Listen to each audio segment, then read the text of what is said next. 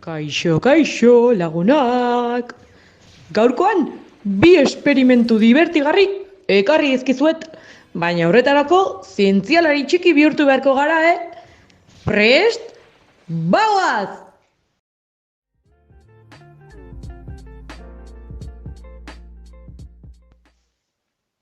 Beharrezko materiala. Platera, urez betetako edalontzi bat, eta lakasitoak. Gure esperimentuarekin hasteko, lehendabizi, eskuak garbituko ditugu, ur eta xaboiez.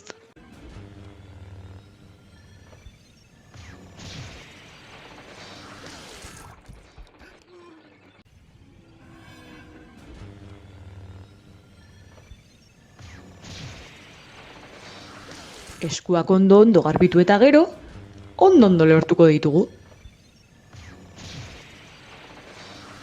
Behin hasteko prest gaudela, lakasitoak hartzen hasiko gara banan-banan. Eta platerean jarriko ditugu, borobil bat osatzen bukatuz. Azkenik, urez betetako edalontzia hartu, eta ur pixka bat botako dugu.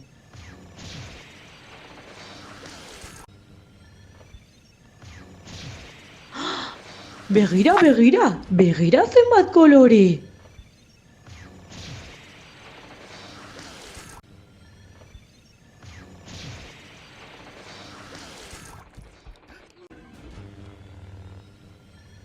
Ikusten zer lortu dugun? Animatu zuek ere egitera!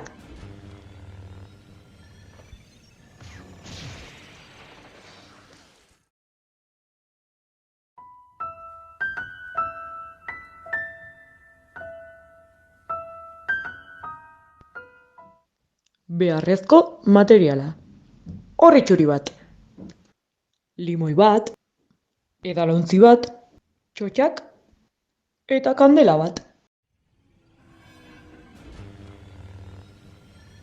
Lehen esan dugun bezala, hasi aurretik eskuak garbituko ditugu. Goazen ba!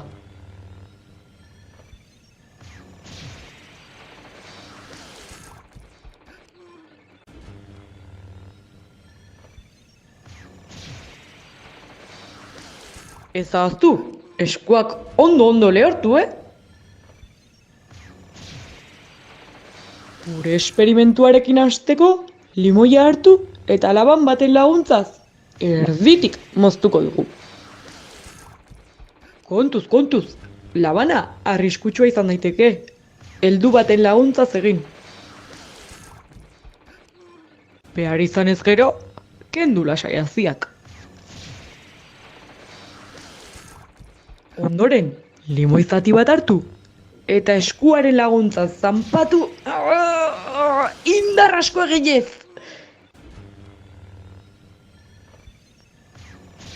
Behin limoi zukua prest dugula, goazen hastera. Hartu txotxa, busti limoi zukuan, apur bat, eta goazen gure mezu sekretua idaztera.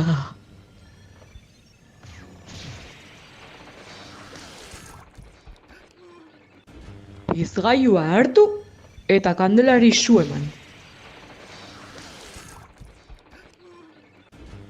Kandela orritxuriaren azpian jarriko dugu, baina kontuz, ez oso gertu, orria erreko zaiguta. Orain, poliki, esku batez orritxuria hartu eta beste eskuarekin kandela hartu. Ikusi, zerbait azaltzen da, ezta?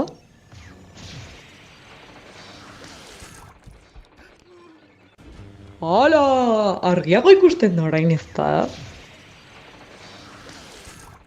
Ahaztu gabe, oso garrantzitsua da, hau, heldu baten laguntzaz egitea,